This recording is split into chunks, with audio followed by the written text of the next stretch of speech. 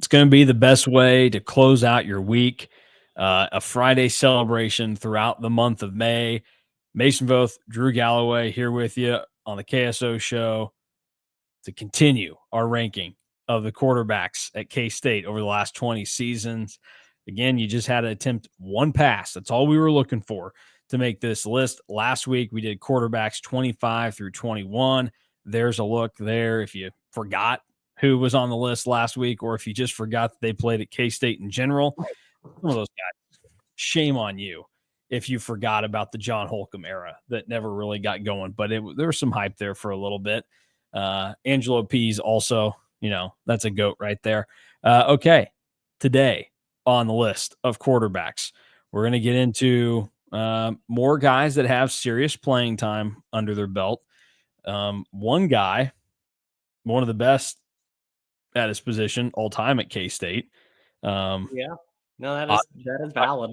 Quarterback with that comment. And then, the rest, some backup duty, some maybe distorted memories of guys than what they actually did. I know one on this list, I was surprised that he didn't play more, but who's coming up on the list, I believe, Drew, who without giving anything away to start this off, which guy are you most excited to go over the tape from?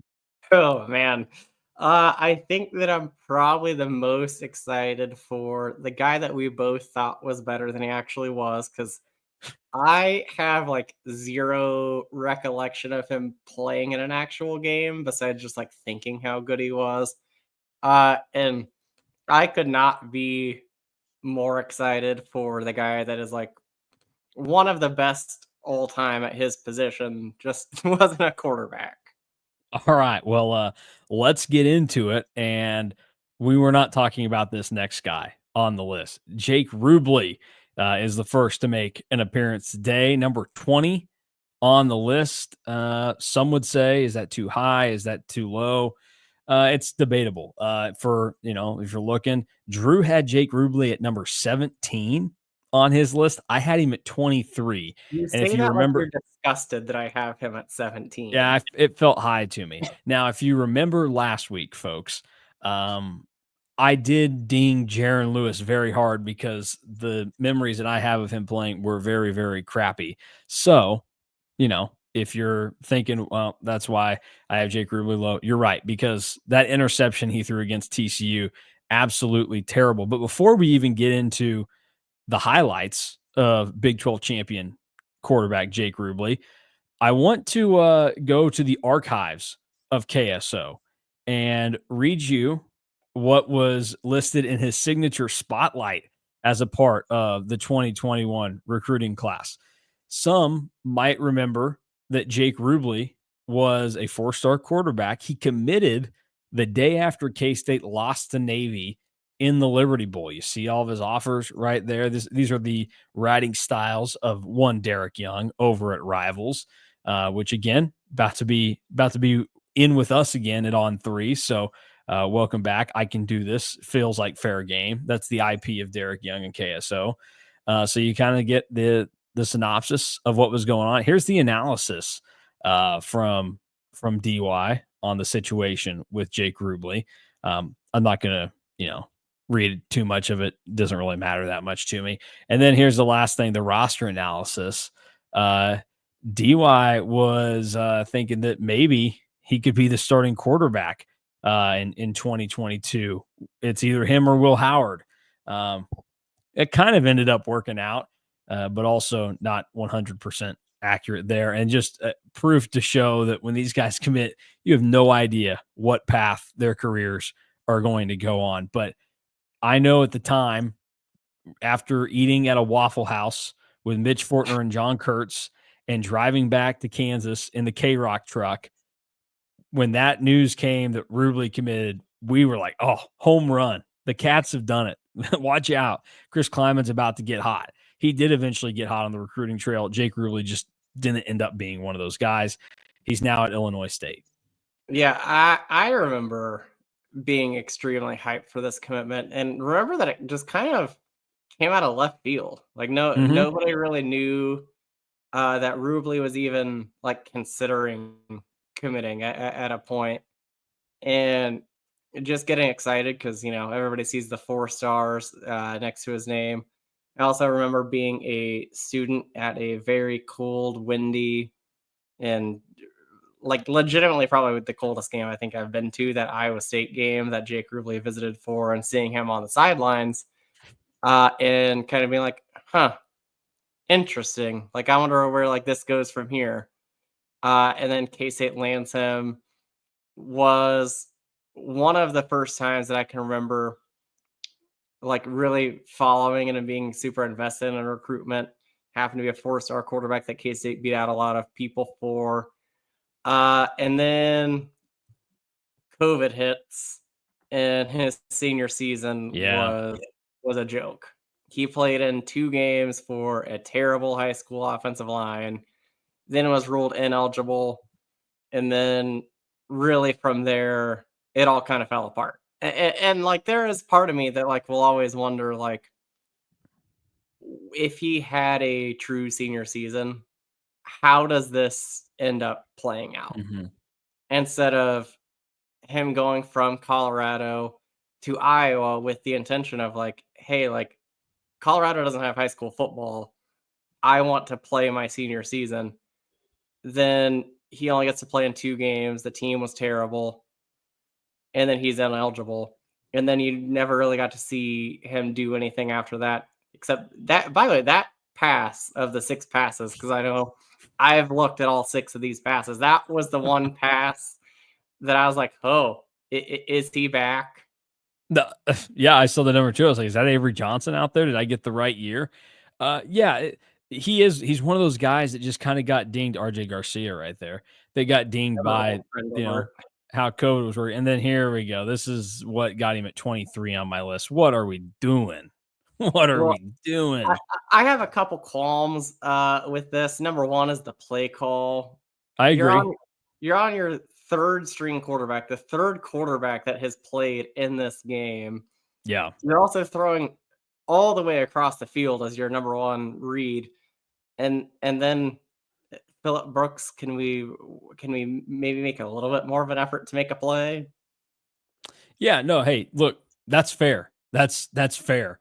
But I agree. If it, the play call obviously looked like that was meant to be the play, and one of the options, the quarterback still has the option to not throw that ball. You realize that, Drew. They don't have to do that. This is, Well, but this is a quarterback show, so I'm gonna give the quarterback the benefit of the doubt. no, it's the quarterback show. You're supposed to put it all on the quarterback's shoulders. Uh, yeah, it's just one of those where I forgot to even put his failed quarterback sneak on the next drive in this game. But yeah, Jake Rubley is the sole reason why K-State lost that game to TCU. And in reality, that's kind of a joke because he's not the reason. The reason is the fact that Adrian Martinez and Will Howard both got hurt. So And Julius Brents like popped a hamstring yeah, that was on a long pass to Quentin Johnston. yeah. That play was bizarre. Similar to the Colorado game. Everybody died in this game in 2022, and then Colorado 2024, everybody else also down and out for the count. So there you go. Jake Rubley, number 20 on this list. About the right spot for him, right? I I mean, mean, it's right in the middle of where yeah, we had him. So he's 20 on the list, and his average ended up being 20. So it seems like that would be I would be fascinated, and like we can do this and kind of have his opinion and maybe have him on like later on. Like, I would love to know like fans rankings of all these guys too. I should have asked him. I should have asked him because he would have come in here and been like, well, his completion percentage was off the charts. So he's showing his graph with all these green numbers on it for Jake Rubley because he was 5 of 6. So yeah. All right, let's move on. This is a guy I'm excited to talk about. I'm just disappointed that there aren't more highlights for him because he's one of them that not as good as I thought he was when I was just floating around in middle school playing the NCAA video games. It is Samuel Lamur. Most of you probably remember, oh man, wasn't he a linebacker? No, that was his brother who was a good linebacker at K-State, went on to have a career in the NFL. Samuel Lamur only appeared in 2 seasons. He was 9 of 11, 80 yards, no touchdowns, no picks, one rushing touchdown that came against KU in 2011. Drew, were you shocked to see that he played as little as he did? Because I was. I was too. Like there, for some reason, like you said, and we talked about when we made this ranking, like it had to have been the NCAA video game that made him feel a lot better than he was. Also, so baller that he wore 13 as a quarterback. Like that, there was a lot of things with Samuel Lamur that like just was like a fever dream. Like, did it actually happen? Uh, is this the Nebraska game that This K-State is the lost by Nebraska game. Yeah. 75? Look at this throw to Braden Wilson, though. This is That more of a Braden Wilson highlight than a Samuel Lamur Wait, highlight. But, that is NFL draft pick, I believe, Braden Wilson. well, there you go. You know that I didn't have much for Samuel Lamur when I just included this long shot that ESPN got of him in here. But yeah, that it just solely had to be the fact that I thought, oh, well, he's actually pretty good in the video game. Like he's got to I mean, be a he stud. he was fast as hell on the video game, if I'm remembering correctly. That Boom. was not a good throw at all. Like, if Nebraska wasn't up by 1,000,000, that's probably a pick six. I think it was 45-6 at this point when we were watching Samuel Lamur. But man, yeah, I there wasn't a ton to go off of for Samuel Lamur. He was like Daniel Sams 1.0 in all Yeah. honesty, Oh, great where but a lot worse of an athlete and maybe a worse passer. whoa, I don't maybe 9 of 11. Like what? How are we even going to be able to tell or remember here? Yeah, Samuel Lamur though, not as much playing time as you would have expected, and maybe the most telling part. And these guys are higher on the list, so it works out, and it's not meant to be offensive, but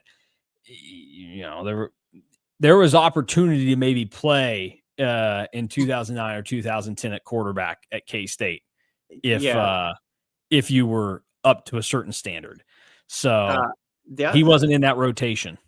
You also talked about it, but Emmanuel Amir played in the NFL for a long time. Like, I Yeah. remember him very vividly playing for the Texans.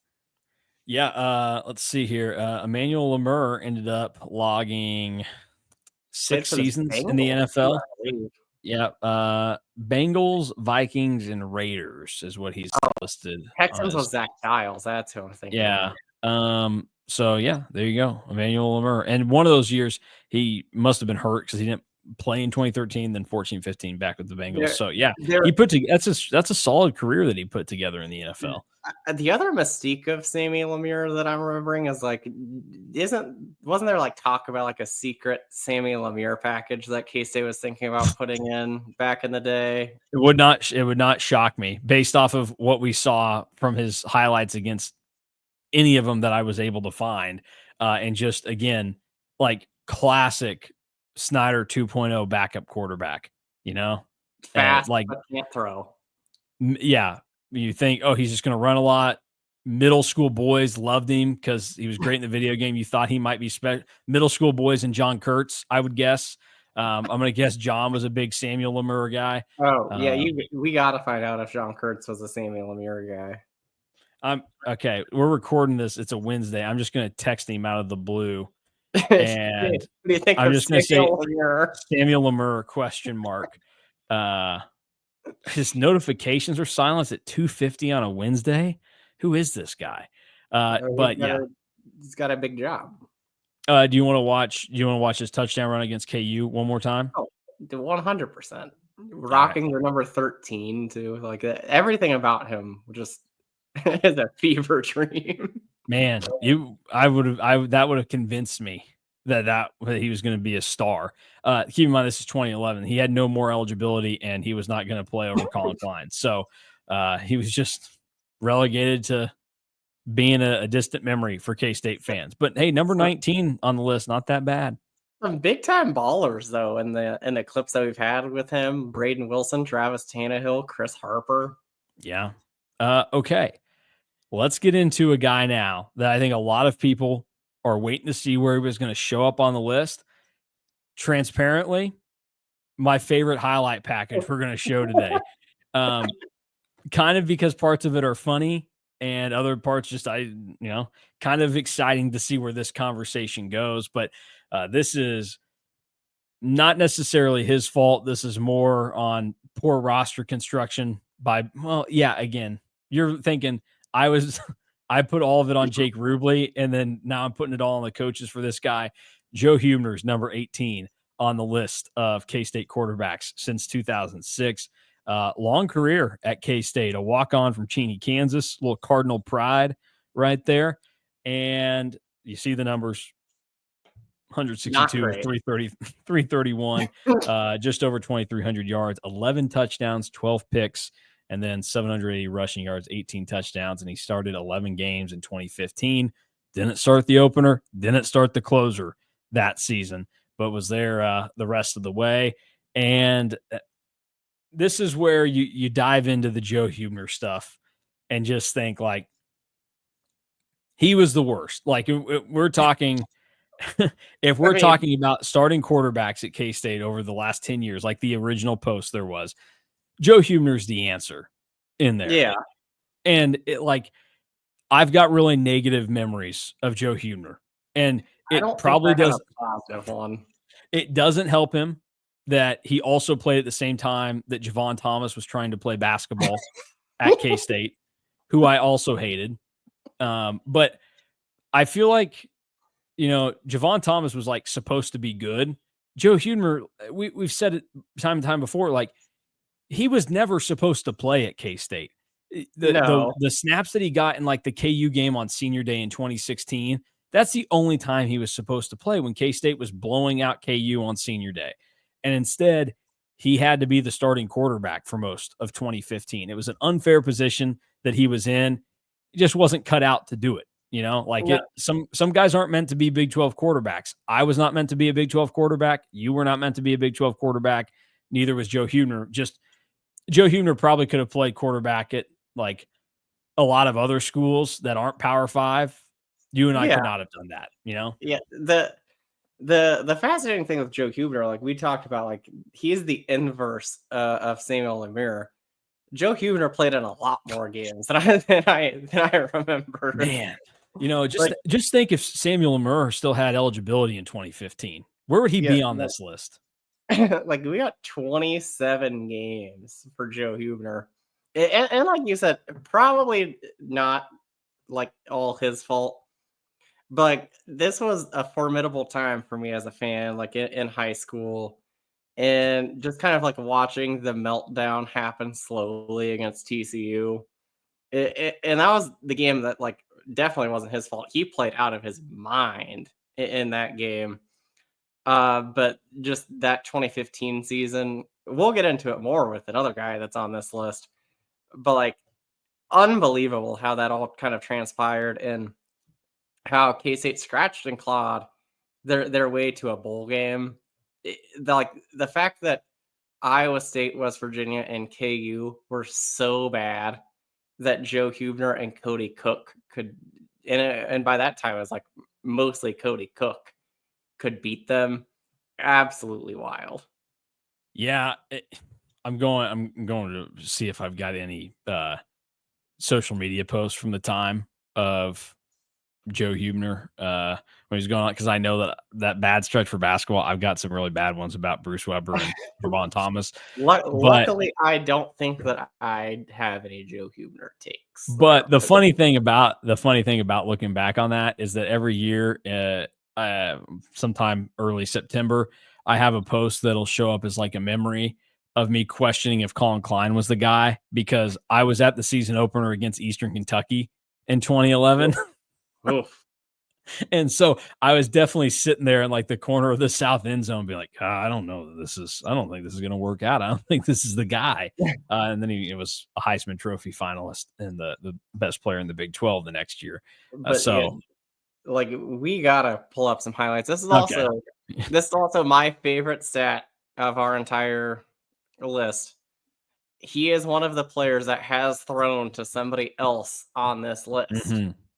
A lot of guys like that, surprisingly, that have shown up here. So here is the Joe Hubener highlights. This is his lone highlight from the Oklahoma State game after he got severely injured in the first quarter and Cody Cook came in, and then Cody Cook suffered a shoulder injury. That was a 72-yard pass play that worked out. And actually, so I want to point out here, this is watching back on this.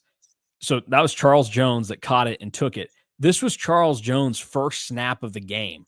Justin Kutcher, just before this play goes off, notes Charles Jones in the game for the first time. And then you can see they just basically sneak Charles Jones out to the side and he's gone. And K-State would eventually go on to score here. But By the way, as some might remember, they did not get the 2-point conversion. Somewhat related, K-State got absolutely hosed in that game, by the way. Yeah, so I didn't get to watch a ton of this one live. I was at something at my high school, like that Saturday afternoon, early evening, some event that was going on that I had to be a part of. So I was following it along on my phone, and disappointing finish. But yeah, this was a great Cody Cook game. We'll talk a lot about that down the road, which we haven't had Cody Cook pop up on here yet. That's how rough it is at the beginning. Which, borderline pisses me off, Drew, because that's on you on why Cody Cook is not on this page. He's on the next one, and we've got a different guy on this one. We'll get into that later, but let's continue with the Joe Hubener highlights. Oh, actually, I want to say this too. Whoa. Hold on. I had Cody Cook one spot higher than you did. Yeah, but guess what? I had somebody else 5 spots higher than you. So that's true.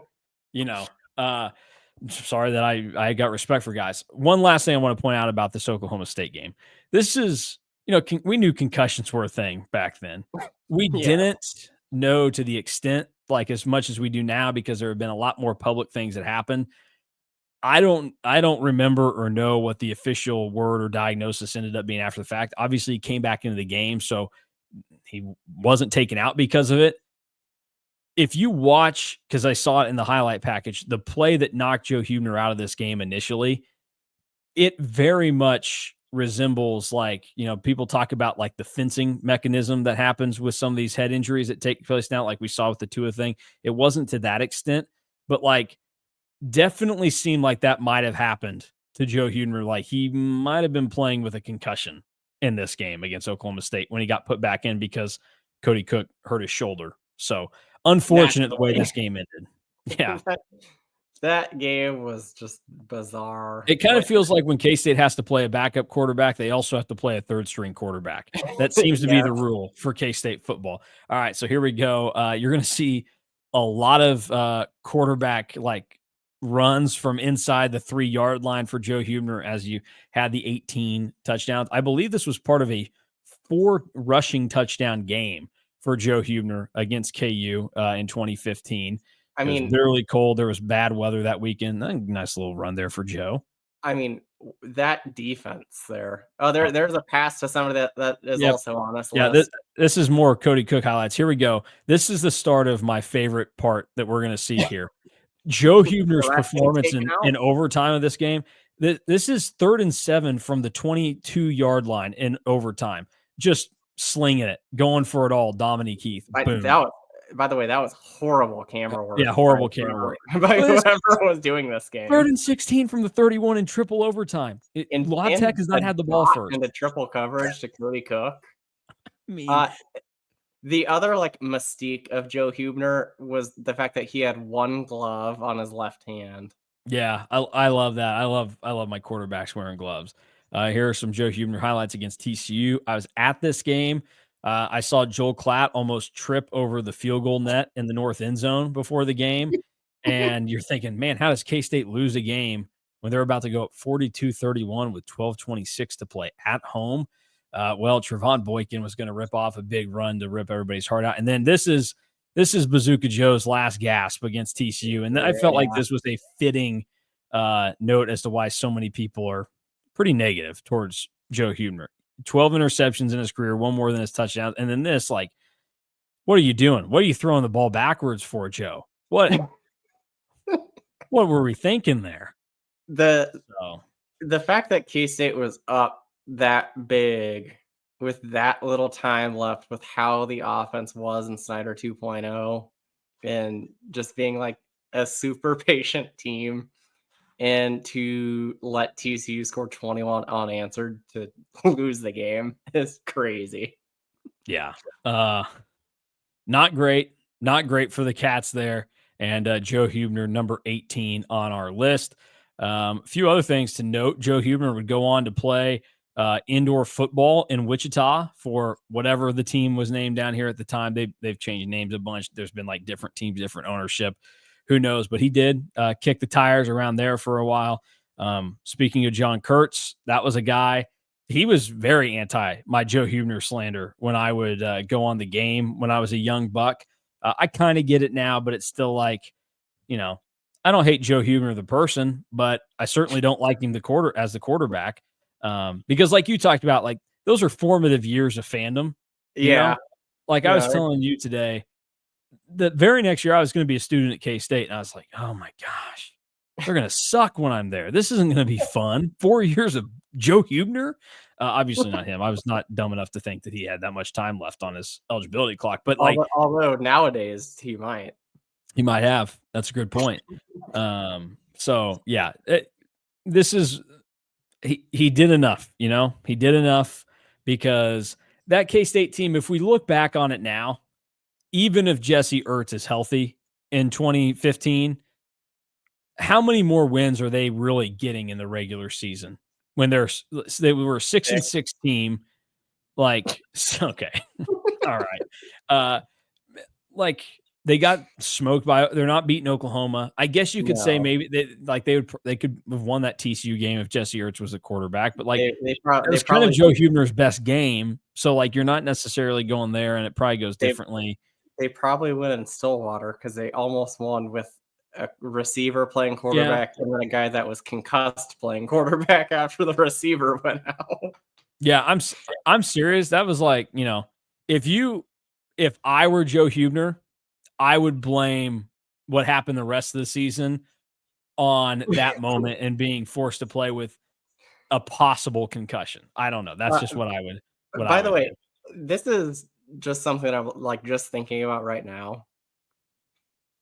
If Joe Huebner wouldn't have been able to go back in that 2015 Oklahoma State game, Great question. who would have came in? I think it would have been Alex Delton.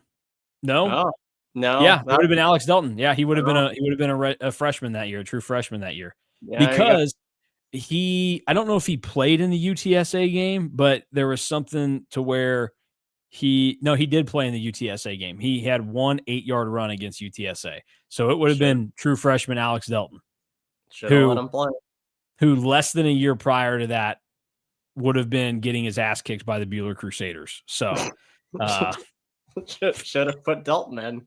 yeah, By the way, also fascinating that like we haven't talked about him yet because you and I have different viewpoints on Alex Dalton. we ranked him the exact same, but yeah, we've got different viewpoints apparently. But one of us talks about him a lot fonder than the other.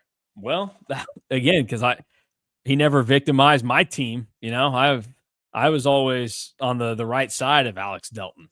Yeah, so Joe Huebner checks in right there. Sorry, Joe, nothing personal. Just unfortunate the way that unfolded for Nothing you in personal. 2015. Zach Davidson was 25, and we didn't say nothing personal to him. But I think Zach Davidson gets it. He threw one pass. He wasn't asked to go out there and play 11 games. You know, if Zach Davidson had been asked to play 11 games, I'm probably hitting him with a nothing personal. But I guess if that's you're true. 0 of 1, you know, Joe Hubener is the only like legitimate that is the first legitimate starting quarterback that's been on this list. So I get it. yeah. All right, let's move on to a guy that now we go from 331 career pass attempts to 2. Jacob Knuth, number 17 on the list, still on the team. One of a couple of Correct. guys that are present day Cats that are going to be on this list. 2 for 2, 18 yards, 3 rush attempts for 18 yards. The 2 games he played in last year were against BYU and UT Martin. He got to come in once K-State finally waved the white flag against BYU. And then Why is he not higher? Well, Taquan Roberson got the crunch time minutes against Colorado, although Knuth wasn't available for that game, if I No. remember correctly. And although I think became apparent that Roberson had maybe taken that job, they brought him in for a reason. But here are your Jacob Knuth highlights, Drew. They're going to light your world on fire right here. I mean, that's a great fake to Joe Jackson. And boom, look at the legs. If Avery Johnson goes down, offense is not changing one bit, right? Gonna be honest, Jacob Knuth is where he is on my list and where he is on your list, because everybody else, for the most part, was terrible. Like the sample size for Knuth has been so small. Yep. I will pose a Look at that. Andre Davis. Yeah, Andre Davis, who was until he transferred in the spring, the only returning player that had a catch besides Jace Brown of the receivers. We do this again, however many years from now. Is Jacob Knuth higher or lower on this list for you? Like the same time parameters, or are we adding on 20 more years to this? Like, where are we? We do this like 10 years from now. Okay. And we include going back to 06 still. Okay. Do you think that he's higher or lower than 6 or 17? Or I could even like go to the point where like we do this just like if we did this next year, do you think that he's higher or lower? I'm basically saying, do you think that you're going to be impressed by Jacob Knuth when he comes into a game, if he comes into a game this year? He's not going to be any higher, because I will tell people this, just to throw it out there. I may seem like a Joe Hubener apologist now, even though I sounded pretty negative towards him. I had him 17th. Drew had him 20th. I had Joe Hubener higher than Jacob Knuth. And I don't know necessarily that would be the case. Like, who would be better if you got him in a game? But like, I saw Joe Hubener do it, and the guy was the quarterback of a team that went like 6-6. So as bad as it was, and this kind of goes to what we talked about earlier in the week with like some of the climbing teams, where the success of other things leading up to it and around it make everything seem, worse than they actually are. Like, Joe Hubener was not a great quarterback, but he did the job for what that team was going to be. Like I tried saying a little bit ago, I don't think that team was adding many more wins than the 6 that they got, because Hubener was like, it was Hubener or Ertz. I don't know. You look at the guys that were catching balls that season, a bunch of young nobodies, basically. So yeah, I think Knuth would be lower. We just don't know enough about him, and he doesn't have like the pedigree to his background, and he's not very exciting for me to, give him like the Samuel Lamur treatment. I am intrigued though, because I mean, this is the guy that's currently on the team. It is still kind of unknown if he's even going to be the primary backup. So maybe the next time we do this list, we see Blake Barnett on this list instead. Yeah, I would say that I've got higher expectations of when Blake Barnett plays. He'll be higher on this list than Jacob Knuth, or in the same ballpark, just because there's a little bit more of like the run factor. So we know like that, gets bonus points for guys, get some excitement there. But yeah, there you go. Do you want to see all the Jacob Knuth highlights one last time? Do you have a clip from the BYU game or no? No, I didn't want to go look at that game. Then we can move on. I wanted the last time I thought about that game when we were on that plane from Salt Lake City out of town. All right, final quarterback of the day. Get excited, folks, because it's not a quarterback. It's a running back. It's Daniel Thomas. This is the guy that Drew and I were excited to talk about. I did extensive work to find tape of Daniel Thomas playing quarterback at K-State. And Drew told me it couldn't be done. He said, I found highlights from this game. It wasn't there, though. It was only Baylor highlights. Well, I sat through 20 minutes of Baylor film from that game, from Baylor Vision, Bear Vision, or whatever the hell they called it. And I found Daniel Thomas's 67-yard touchdown pass to Aubrey Coral. So without further ado, here is DTQB. 3 minutes of highlights of Daniel Thomas lined up at quarterback for K-State. We start with the Baylor Vision. Boom. dot, Aubrey Quarles, touchdown. There you go. This is from the Texas A&M game that Drew and I talked a little bit about this week. Boom, little Wildcat running touchdown. Okay, so coming up a little bit later on, there would be a play that we'll get. It'll show up at a later point because it goes to what Drew talked about with guys throwing passes to dudes who are on this list. Here is Daniel Thomas's against KU. On Versus. Yeah, shout out Versus. This was. Is this the best moment of my childhood? Probably second, behind K-State beating KU in basketball in 2008. Here we go. This is Daniel Thomas. This is a 2-point conversion against Oklahoma. I gotta talk about this game here a little bit because I have like a way fonder memory of this loss to Oklahoma than I probably should for K-State. I told you when we were discussing how this was going to work, I watched this game. It was Halloween when this game was played, and 2009.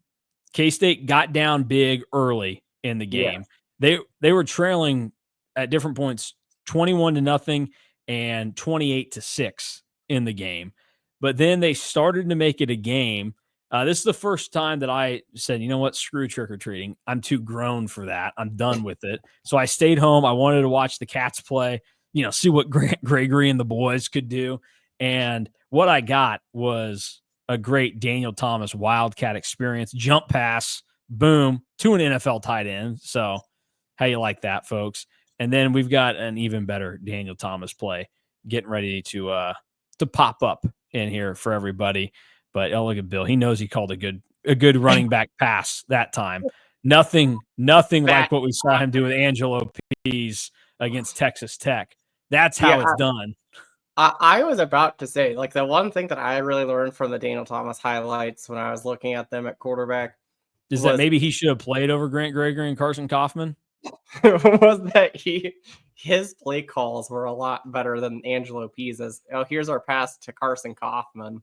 Yeah, look at that. By the way, the other thing that I learned during these specific highlights, camera quality has came a long way, folks. Well, it's a lot easier for guys to rip stuff and put them on YouTube these days. Yeah, with better quality. Like another thing that was just like, is this actually a real thing? If I would have told you before we did this that Daniel Thomas would have thrown more passes than Samuel Lamur, would you have agreed? Oof, no, I wouldn't have thought so. Here we go. This is an electric pass by Daniel Thomas. This is kind of what they tried to do with Angelo Pease that one time, but they pitched it. Yes, there's a lot of similarities here with some of what they've done here, and then boom, even through contact. And Brandon Manx on the receiving end. NFL receiver and an NFL tight end that he's thrown to. I wonder how many games that they won. Not a lot. But 2009, good times. The funniest fact about that season is that K-State went to Lincoln, and if they won, they were playing in the Big 12 title, and if they lost, they weren't going to a bowl game. Yes. Like the fact that they almost backdoored themselves into going to the Big 12 title that year was insane. So there you go. There's your Daniel Thomas highlights. We got to watch the touchdown pass one more time to Aubrey Quarles. That's also a great play call. Like Daniel Thomas got a lot better times, like being able to throw the ball than anything Angelo Pease got. And this came right off of Baylor had just scored a big touchdown. So K-State uses to get themselves right back into it with a little quick score there. But man, that's good stuff right there for Daniel Thomas, who is number 16 on our list. Again, he would have been higher if Drew was a little bit more in line with me. I had Daniel Thomas at number 13 on my personal list. Drew had him at 18. The other thing that I'm really fired up for. Yeah, it really stemmed from that K-State Legends draft that I did. Like when we do these Mount Rushmores of different players at positions, Daniel Thomas was such a stud. And kind of goes, he he is who fans think that John Hubert is. Because everybody talks about how like John Hubert is one of the most underrated Wildcats in recent memory. I think it's more Daniel Thomas, especially now that we've had like Deuce Vaughn go through and DJ go through and all the hype surrounding Dylan Edwards leading into this year. Like Daniel Thomas is kind of being that guy that is kind of forgotten about now. I think that's fair. In 2 years to have 2,800 rushing yards and 30 touchdowns, he was the entire team pretty much. And how two not great quarterbacks. How awesome! Well, he played with himself. How awesome! Decent quarterbacks. How awesome would it have been if he had just one extra year? You know, he was on that 2011 team. If he had one extra year, I mean, they'd probably beat Oklahoma State at least. Yeah. Right? You think Daniel Thomas would be enough? Like John Hubert obviously was very good running back. Like nothing against John Hubert. No, nothing against John Hubert. Daniel Thomas is probably enough to push him over in a close game in Stillwater. Daniel Thomas probably prevents that earthquake from happening if he's available in 2011. That's how special Daniel Thomas was. He's also probably like the biggest like contributing factor now, I think, into why you see teams don't draft running backs with a lot of mileage. Like 545 carries for Daniel Thomas in 2 years is insane. Yeah, I mean, he had you already said it. Like the quarterback situation was what it was, so it's not like Bill was probably pretty aware that he needed to ride Daniel Thomas. So I have fond memories of Daniel Thomas in that opener against UCLA in 2010. That was roasting my butt up in the top of the east section of stands because, again, I've said it before, love my dad. That man did not splurge on tickets. He's like, I'm taking a family of 5 to a game. These either better be free or we're going to one game, and I'm finding the cheapest tickets possible. Still a great time. Daniel Thomas in 2 seasons had 40 more carries than DJ Giddens did in 3. Wow. and then only had 96 less carries than Deuce Vaughn did in 3. I mean, just incredible, that opener against UCLA. 234 yards on 28 carries. And get a load of this, Drew, because you've talked about this game before. You were at the game at North Texas in 2010, correct? I was at that game. I have memories of that game. Not great or good. Well, you remembered the North Texas running back Lance Dunbar. Listen to this. Daniel Thomas in that game, 36 carries, 269 yards, 2 touchdowns. No, both running backs were awesome in that game. Fellow NFL running back to be Lance Dunbar, 22 carries, 270 yards, 3 touchdowns. I'm going to see my parents this weekend. That's why we're actually recording this early. I need to ask them, why did we even go to this game? Because it's an easy drive. It was in November. It's not like the 2010 team wasn't like spectacular. We were also at that Pinstripe Bowl. This was K-State's last game of the regular season. Yeah, they ended the year on the road at North Texas, which my whole family was there. They did one of the years of Ron Prince. They went late in the year to Fresno State. Yes, 07 maybe. Yeah, 07 they ended at Fresno. The other like sicko thing that I really remember from this game was that it was not on TV. Like it was, I'm pretty sure this was like an ESPN3, like one of their first games. I've never seen anything from this game. This was another one that I was following on the game cast or whatever that ESPN had. Saw it with my own 2 eyes. You should have been there. You just didn't like the grind enough. I already got done telling you about my cheap ass dad, so I do love him. But and also now I've got 2 kids, and one of them doesn't even eat real food yet because she's only a couple weeks old.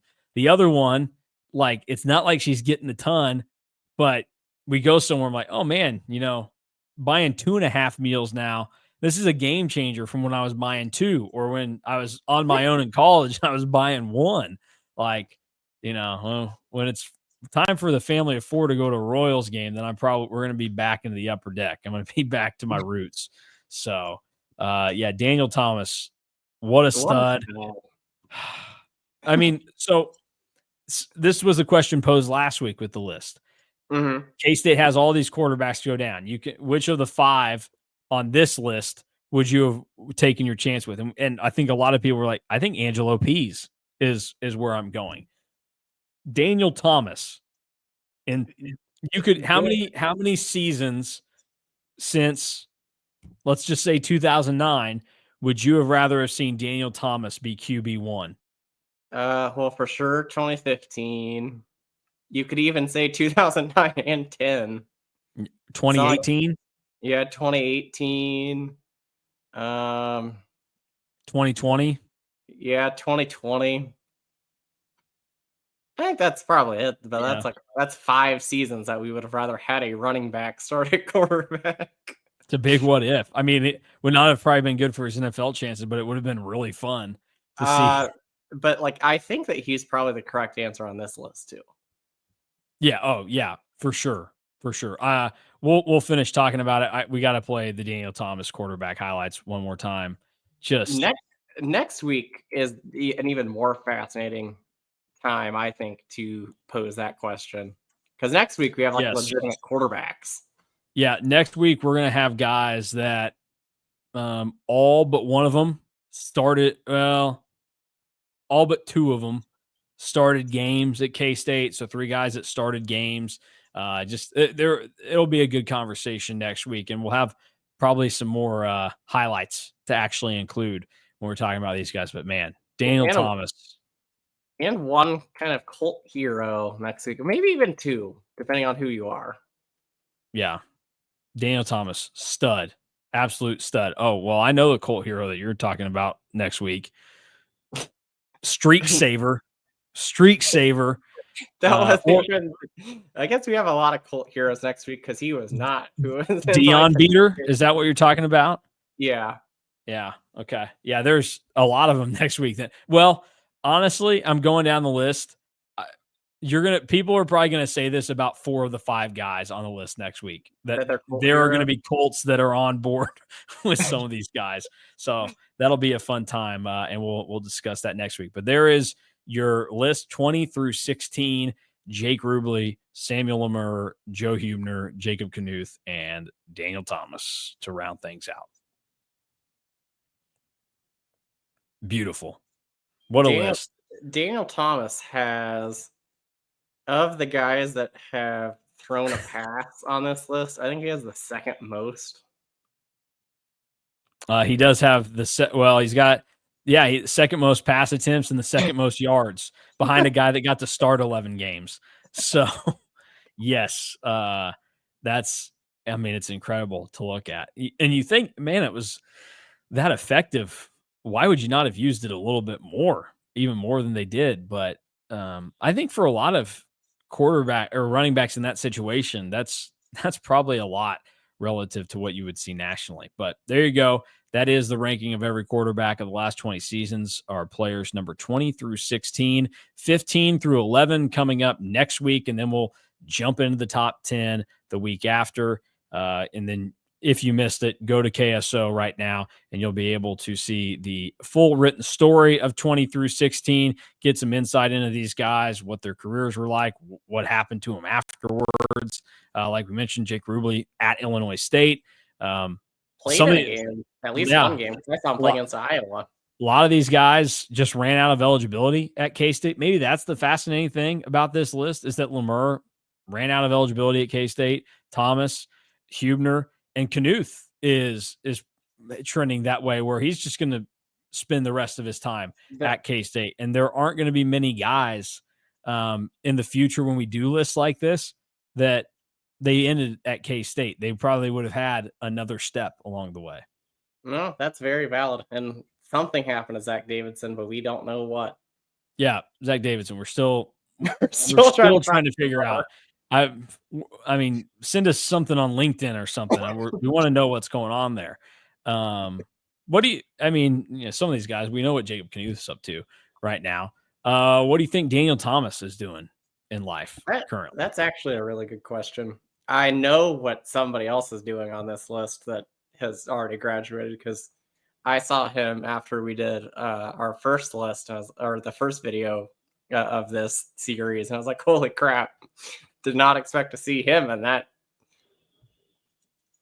All right, I found I do have one. I did have one tweet maybe that involved Joe Hubener that I had tweeted about, but it was nothing bad about Joe, so it's not entertaining. I just tweeted his Wow. name. So all right, go to KSO, read the written story on this, and join the discussion over on the foundation, our premium message board at K-StateOnline. And I'm hoping we'll have another great discussion this week about it, like last week. Last week was great, and that was for a bunch of guys that didn't throw that many passes at K-State. Also, a reminder for everybody to go to cats2ireland.com and get your travel and ticket info for the Aer Lingus College Football Classic. K-State and Iowa State going to kick off August 23rd in Dublin, Ireland, and the Aer Lingus College Football Classic, 11 a.m. start time back home in Kansas on ESPN for those of you that don't make it over there. But I know we're all mad at ESPN. They want you to sign up for this streaming network and this one. Screw the streaming. Just fly yourself to Ireland, and you don't even have to worry about watching it on TV. Because as you know, there was a time not so long ago where the only place to see historic performances in K-State was not on TV. That's why the Galloways were in Denton, Texas for K-State North Texas at the end of the 2010 season. So if you want to make sure that you're not going to miss anything that Avery Johnson does, maybe he runs for 269 yards against Iowa State. Probably not, but he could. You're going to want to be in Ireland just in case it happens. Yeah, maybe Dylan Edwards. Yeah, could see it. That feels a little bit more likely than Avery Johnson. Well, Dylan Edwards, he tried to do it in the Rate Bowl, so he's got to be chasing it. I guess I should look 269. Where does that stand all time in the K-State single game rushing records?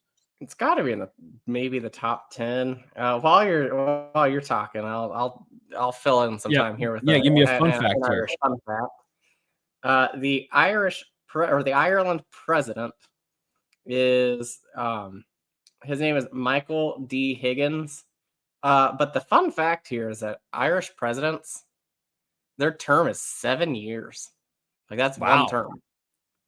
So like, can they run only once though? No, you can run at least twice because he won in 2011 and won again in 2018. And I mean, this guy, he was there when Joe Hubener was playing quarterback. We could ask him about Joe Hubener at quarterback. And their 2025 election takes place November 11th. Oh, okay. All right, good. We won't be over there for the political discourse. Daniel Thomas is 269 against North Texas, is third all time in a game at K-State. Want to guess who has the top two spots? Alex Barnes, I think, has one of them against Baylor. He is fifth at 250. Oh, can I get a time frame? 2003 and 2004.